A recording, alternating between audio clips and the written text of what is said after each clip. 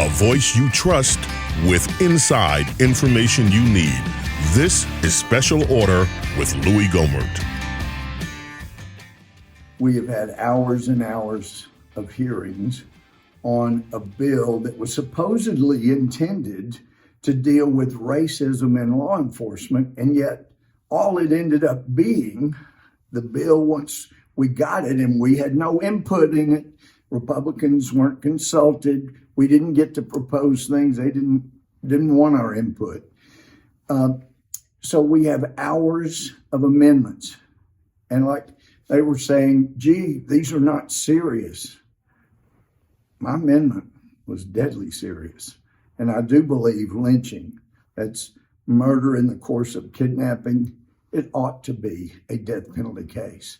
But I understand, as I said at the hearing, the Democrats are in charge. Nadler's only objection that he stated to the amendment I had in making it a death penalty case if you lynch someone, he said it was barbarous to have the death penalty. So take a look, see for yourself the kind of games the Democrats were playing over something as serious as racism that leads to death.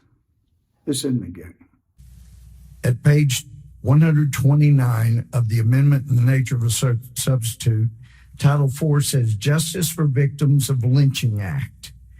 And then it goes through from page 129 to page 135 with numerous findings. And my amendment doesn't change any of those. Congressman Bobby Rush worked very hard on all of those. Those are left intact. Then on page 135, section 403, it just says that chapter 13 of Title 18 U.S. Code is amended by adding at the end of the following: whoever conspires with another person to violate these certain sections shall be punished in the same manner as a completed violation of such section, except that if the maximum term of imprisonment for such completed violation is less than 10 years, the person may be imprisoned for not more than 10 years. Now, the original bill that Congressman Rush had was a much better bill. And I asked him on the floor, why did this get watered down? It shouldn't be a 10-year sentence. It ought to be life. In his original bill, it was life. But it got watered down because apparently the Democratic leadership said, if you want to vote, you got to water it down. So he did. So this was really more of a symbolic addition or a vote on the floor. And I think it's legitimate to have it in this bill, but not like this. It needs to be closer to what Congressman Rush originally had, that addresses just how heinous a lynching is. And he wanted it. He's been fighting for years to have it named after Emmett Till, do something about lynching. Let's get serious. And I voted against it because it's absurd to have a 10-year maximum mentioned and only talk about conspiracy and say we dealt with the Emmett Till situation. For those that don't know, he was a 14-year-old African-American in 1955 on summer vacation. He was visiting relatives near Money in the Mississippi Delta region. He spoke to a 21-year-old young woman who was white, married, and was proprietor of a small grocery store there. What happened in the store is a matter of great dispute. Till was accused of flirting or whistling, and the woman originally alleged he touched her waist. Several nights after the incident at the store, the woman's husband Roy and his half-brother J.W. were armed, and they went to Till's great-uncle's house. They abducted this poor 14-year-old boy, took him away, beat him, mutilated him, and then shot him in the head and sank his body in the Tallahatchie River. Several nights after the incident in the store,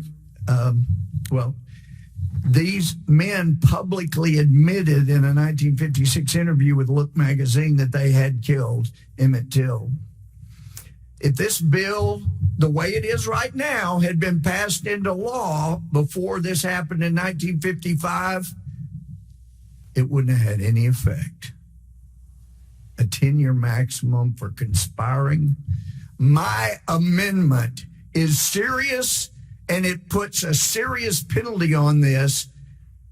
Let's give Emmett Till's legacy something more serious than conspiracy and 10-year max, if something more than that. Let's do it right. Those two men deserve to be found guilty, and they deserved the death penalty.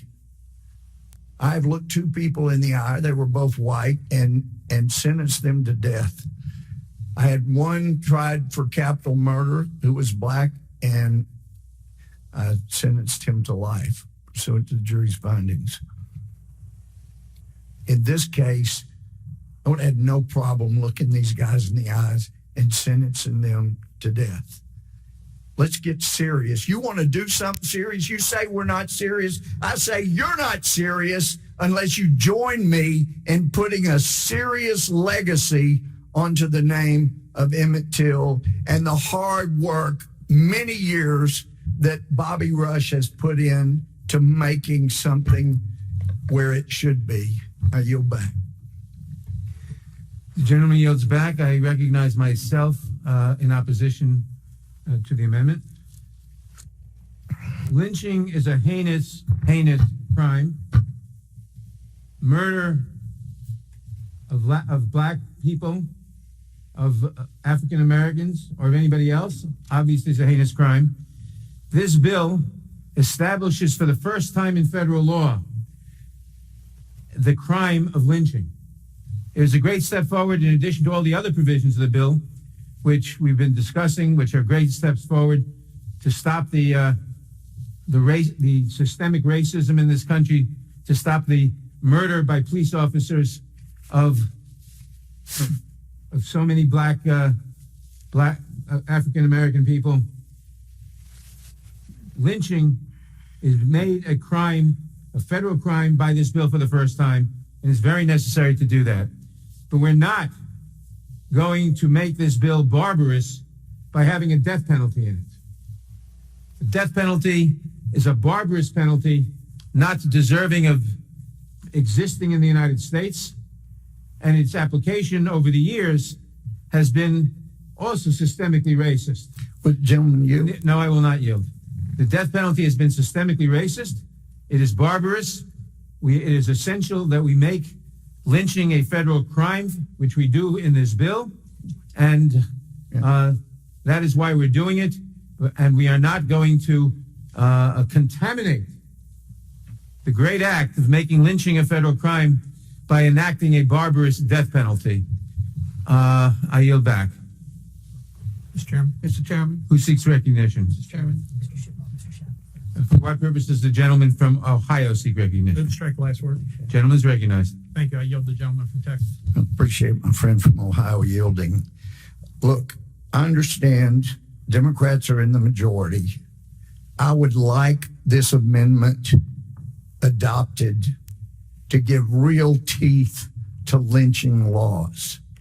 And if striking or death from the language of the amendment will get the chairman, since you say your big objection is it's barbarous because it includes the death penalty, you're in the majority. I understand that. That has consequences. I'll strike death off of it if it will get your vote, Mr. Chairman, and I would yield to you for that question. Will you vote yes if we eliminate the death penalty?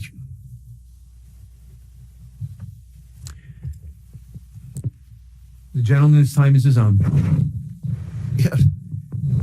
And I yielded to you, Mr. Chairman. I know you're busy doing all kinds of other things other than this bill, but with regard to this amendment, you're in the majority.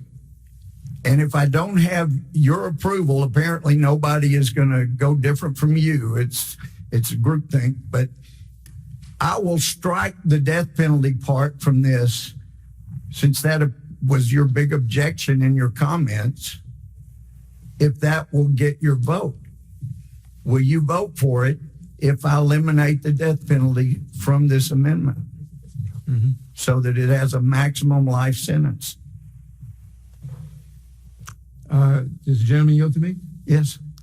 The answer is no. We're going to this section of the bill was fashioned by the two authors of the bill, and I think it does exactly the job that we wanted to do. Yeah. I wish we were serious about putting real teeth in. I reclaim my time. Obviously, this is a serious amendment meant to put serious teeth into this bill. I think what happened to Emmett Till deserved a death penalty and should in the future, but elections have consequences. You're in the majority. You won't vote for a death penalty. I'm willing to strike that because I want teeth in it, not just some symbolism for the death of Emmett Till. Will the gentleman? This recognizes what happened to him as lynching, and it was punished. And I will yield to my friend from Texas.